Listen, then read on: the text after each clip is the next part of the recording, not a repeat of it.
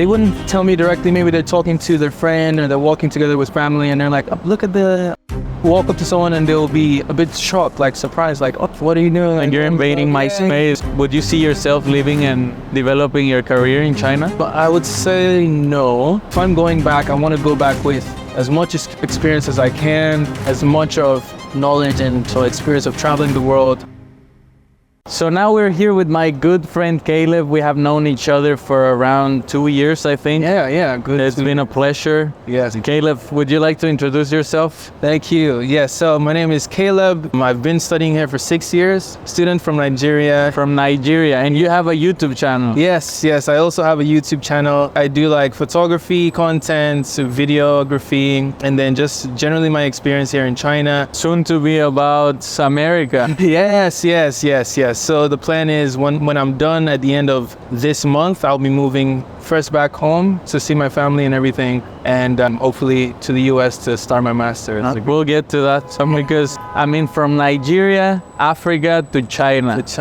That's an interesting path, an interesting decision. And how did you end up coming to China? Well, I know, like, first of all, I remember when my father was suggesting, because I had this program where I was studying medicine. I was studying like a pre-medicine course, basically. And then my father, after this, he suggested like, hey, what do you think about going to China to study? And I remember just laughing, like, I just laughed. Like, you thought it was a joke? It's a joke, like, there's no way. China? Who goes to China? I don't know anything about China. And then he's like, yeah, okay. I mean, it was funny at the time, but then eventually one thing led to the other, different plans started to fall in place. And then I started to read more about China, learn about a few things. Then I was like, okay, yeah, this would be a good opportunity. And also since it would be, the course I wanted to study would be in English, so I didn't have to learn the language first. So yeah, a few things just made me change my mind about China and like decide to finally move here. So. But why did your dad come up with the idea of China? And did he ever tell you? What was the major thing was because the program I was doing, like a pre-medicine program, that program, the school had an affiliation with the school I am right now in China. So I think he heard about that. He saw like the opportunity from the school. They recommended it to him to consider studying in China or studying in Nigeria. Like there was that option of China. So I think that was what he saw, and then he suggested it to me first of all, and then so fast forward, you're here, I'm here. And then you started doing some research on China because you didn't know anything about it. What were the preconceptions that you had about China before you did any research or anything? I would say, like, I thought China would be this, I had no clue about it. Basically, I didn't know anything about China. I just thought, you would have the trail rides to school or something, the boats. I only saw like more of the scenes that a tourist would see, basically like the hiking, the traveling, and then the popular places. I knew a little bit about Beijing, the Great Wall. So when you came, you knew nothing about Chinese, but you spoke English. I spoke English. Yeah. What is the mother language for people in Nigeria? Yeah, so the official language is English. So also in the schools, people spoke English, like the teachers will teach you all your subjects in English. So what about at home with your parents? At home with my parents, actually, we only spoke English at home, which is something I kind of regret because I also don't know how to speak my native language so fluently. So you only speak English? Yeah, so only in Chinese. Yeah, now Chinese. Yeah. And what about when you arrive to China and then you tell people you're from Nigeria or you're from Africa? What are some of their first impressions or maybe preconceptions that they have? I was actually surprised, but many people that I've told this, they know quite a bit about Nigeria. They've heard about it, and they would tell me about some of the relationships. They're like, oh yeah, so we know about the relationship between China and Nigeria. Some of them had also even been to Nigeria or maybe somewhere around Nigeria, so they know a bit about it. And then some other people, I can't blame them, but they don't know anything about it, so I just kind of introduce Nigeria to them and tell them what. Yeah, there's like ignorance they have never heard of. And what about Africa as a whole? Because I think like some Chinese people tend to think of Africa as just Africa. Yes. Just as in Mexico, they think it's all South America when we're actually from North America. America. So there's some ignorance. So I would say yes. There's a little bit of that because sometimes I see, because there's this idea of Chinese people, when they see me, sometimes they wouldn't tell me directly. Maybe they're talking to their friend or they're walking together with family, and they're like, "Oh, look at the Feijoren, there's like, African," and they make that assumption. But then it's like maybe they just assume every black person, like everyone in Africa is a black person, yeah. Or sometimes they might have the preconception that Africa is a very poor country. It's a place where you have people who are starving all the time, huts and that kind of look. But then I always try to make it a thing to kind of show them, hey, this is also what you can see in Africa. This is also what you can see in Nigeria. It can be like a very beautiful place, really high, like quite a fast developing country here. Yeah. What about dating here in China? How has it been for you? For a long time, I would say none of the Chinese girls liked me here because I think the major problem was like I didn't know how to speak their language, and lots of them didn't know how to speak English, or they weren't confident enough in English. So I think there was that divide. No, so the language barrier. Yeah. So I would find myself relating more with people who spoke English or other foreigners. So have you had a relationship with a Chinese person? No, actually, no. I had a relationship with a half Chinese person. Half Chinese? Yeah. Half Chinese, half German. Were there any like cultural barriers or like cultural misunderstandings? Yes, a little bit, but then nothing too major that we could. Right. How would you say like your dating life has been here in China? Do you use Tinder, or is it mostly like meeting people at school, work, job clubs? I would say for the start, 2020 was quite special because of COVID and all the lockdowns. But before 2020, I would just meet people randomly, maybe from school, from outings, parties or something. Then I'll meet someone and then kick off from there. But then after 2020, it's like it became much more difficult to do that. And then that's when I started using dating apps. But me personally, I'm not a big fan. I'd rather meet someone in person and talk to them. But yeah, it was quite difficult. But I used Tinder for a while and then I dropped it. I also used another app. I'm not sure it's about Bumble. I also use that, but usually I'm just like barely using it. I'm barely on there. I'd rather just meet people. In person, like face to face, is it easy to relate to Chinese people? Like if you just straightforward go and talk to a girl or to a guy to make friends? I would say, yeah, that's where the culture is different, because I was very used to just meeting somebody in person, and like I'll be walking on the streets or like in the mall like this, and then I would just approach somebody and start a conversation, or in social setting, I could easily approach somebody. But here in China, I think it's not really their culture to do that. Most people don't just walk up to random people and start conversations. They're more reserved to themselves. So you might walk up to someone and they'll be a bit shocked, like surprised, like, "Oh, what are you doing? Like you're invading my space. What do you want?" So I've kind of understood that, and I kind of give that boundary. Usually, I just try to meet people through mutual friends or something, or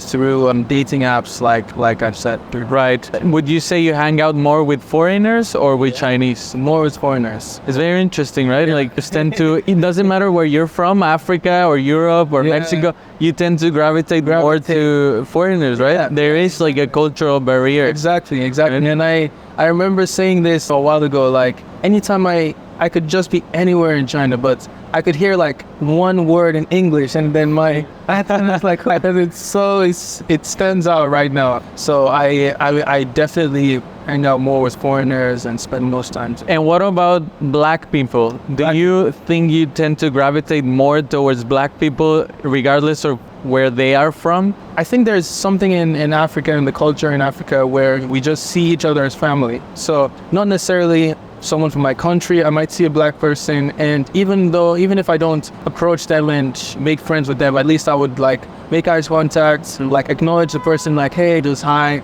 And then most I've had no problems hanging out with black people or making friends with most of my friends. I would say are either from Africa or like black people from all over the world. But what is it like being black in China? It has its ups and its downs. There's sometimes it's nice because I feel very happy being a black person, and no matter what the society thinks or anything, I just feel very comfortable being a black person, expressing myself as I'm a black person. However, like sometimes in China, you would notice some situations where you might be kind of judged, or you would be stereotyped basically based on you being a black person. They would just because I remember, yeah, there was one time I was at the bank, and I remember trying to open a bank account, and I walked into this bank and they were like, oh, where are you from? Which was your passport? I gave them my passport, said, oh, you're from Nigeria. They took like about 10 minutes trying to figure everything out. Then they later came out saying like, oh, sorry, we cannot open your bank account. And I was like, why? They said, oh yeah, because you're from this country, they have some issues. So I'm not sure if it's me like being black or maybe the country that I'm from, but that was one issue. And then sometimes there's just a little bit, it's not like, I wouldn't say it's outright racism, but they really don't know anything about black people, and they've been told maybe by the media or something that black people are either scammers or dirty, or they're just out here to take from you or something. Right. So some people have that predisposition, and they would assume you're like that. Right. So, but I don't let that get to me, and just keep living my life, spreading positivity, and yeah, that's how. That's a great attitude. That's the way. And have you ever lived in another country, or have you ever traveled to another country? Yeah. I've traveled to the U.S. a bunch of times because I have lots of family over there. I have cousins, uncles, aunties. So in the holidays, I remember growing up, we would always go visit family in the U.S. and just for some period of time over the holidays. And yeah, I also have experienced life outside of Nigeria. I've been to majorly the U.S. and I've also visited the UK a couple times. And did you ever feel like this same experiences that you might have in China? Did you ever feel it, or have you ever heard about like stories from your family of this kind of discrimination or ignorance from people? No, I think obviously there is like I would say there is racism almost everywhere you go in the world to a certain extent, but in the US you cannot be like so outright with it. So but here in China there is a bit of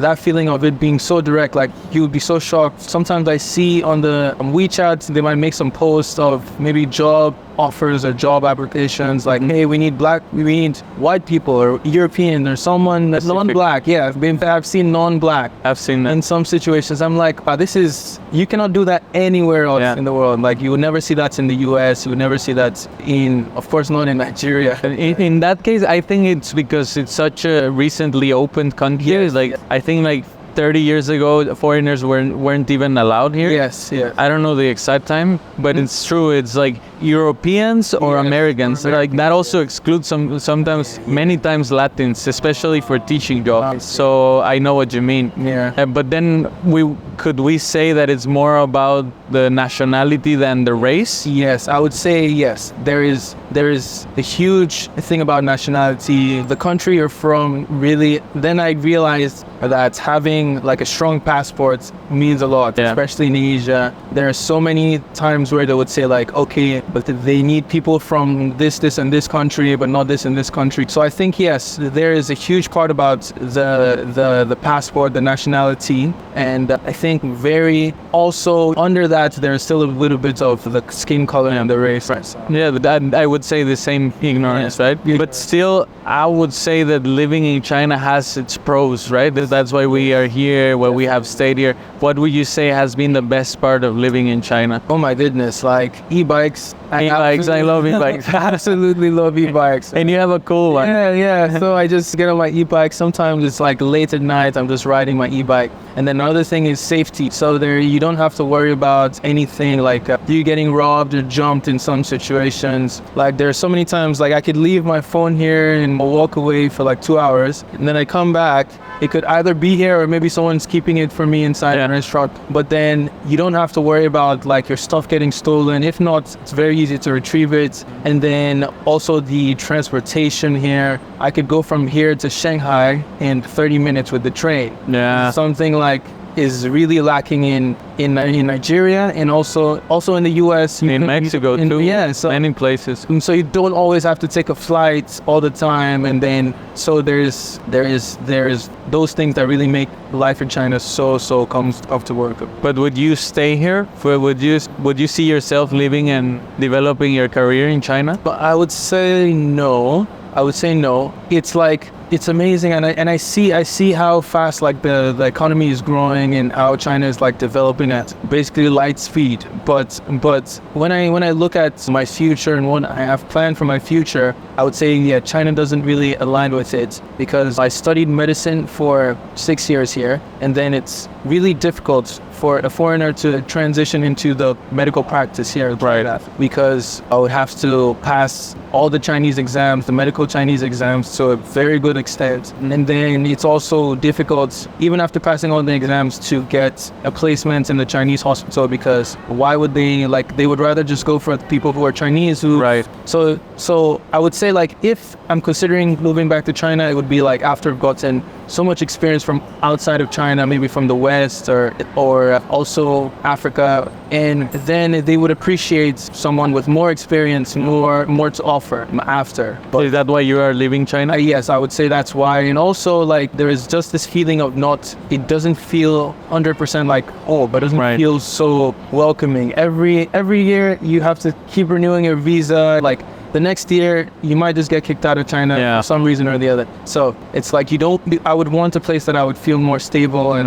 That in the end you could maybe like get the green card. get a more like a better document that I can use to say, okay, I'm here in this place, a green card, a passport or something like. But would you go back home? I love my home, absolutely, and I'm very happy to be going back. For right now, looking at the situation at home, the economic climate, it's not great, and there's so much to enjoy about it, and there's so much that you would really hate about it. Yeah. So I would say, like, it's also one of those countries that if I'm going back, I want to go back with as much experience as I can, as much of knowledge and experience of traveling the world, and then coming back home to Nigeria would feel like very, very welcoming. And also, it's cheap. Things in Nigeria are quite Good cheap. food, I hear. Good food. It's because of you. Definitely. And I'm also excited to go back, and also because I started the YouTube channel when I was here, so I want to take the YouTube channel also to my home and show some things about when I'm back home in Nigeria. I think a lot of people would be curious. Like, I went watching so many YouTube channels about Nigeria and Africa in general after meeting you. Wow. It was really cool, man. So where do you see yourself in 5 to 10 years if you could achieve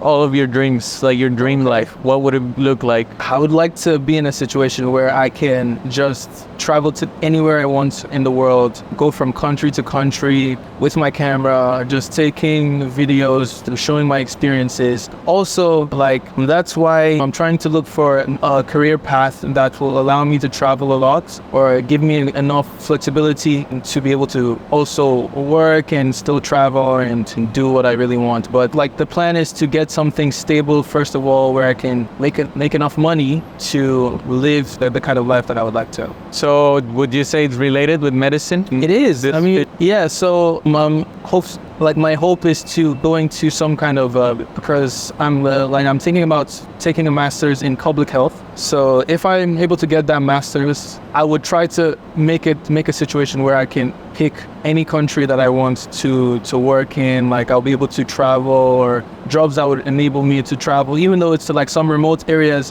where these areas need like lots of healthcare and like public health help. So that's what I would kind of look towards in terms of like picking a career path. But also, I'm also passionate about photography, about like video making and filmmaking, basically. So if I can get, let's say, my YouTube channel or something to a certain extent where I don't need to do that, I would be happy just focusing on like my passion. So if your dream life came to reality, you're traveling around the world, making YouTube videos, and chilling.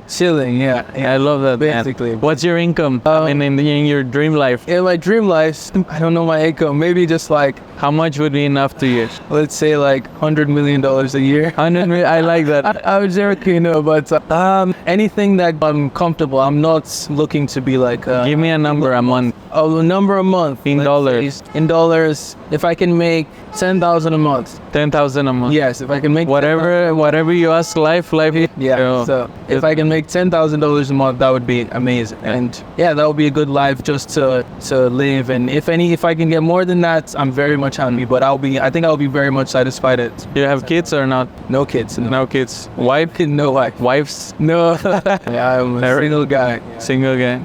That's right. Thanks, man. Really cool interview. Thanks for your time. My pleasure. All the best in the US. Thank you And, so much. Is there anything else you want to add? Yeah, thank you so much, everyone. If you would like to check out my YouTube, please check out, I think the name is Caleb Dio. So if you search, you might be able to find it. Here's the link. So, thank you so much. Thank you so much. I really appreciate it. I remember meeting Max and Noelia. This was like a long time ago. I remember she told me you had a YouTube channel. You had like 17,000 subscribers at that time. I was like, whoa, wow. It was like so many subscribers. But now it's like, I'm so happy about how far you've come, how you developed. You're next. Because of these years. You're next. Yeah. So let's make it come. Yeah, so it's been a pleasure. Definitely. Thanks, Sam. Yeah. I'd like to meet you also in Mexico. Sure, man. You're gonna be in the States. Yeah. Very close. Yeah. I'll live when we're there. Yeah. All right. Cool, man. Thanks. Much appreciated. Yeah. Appreciate it.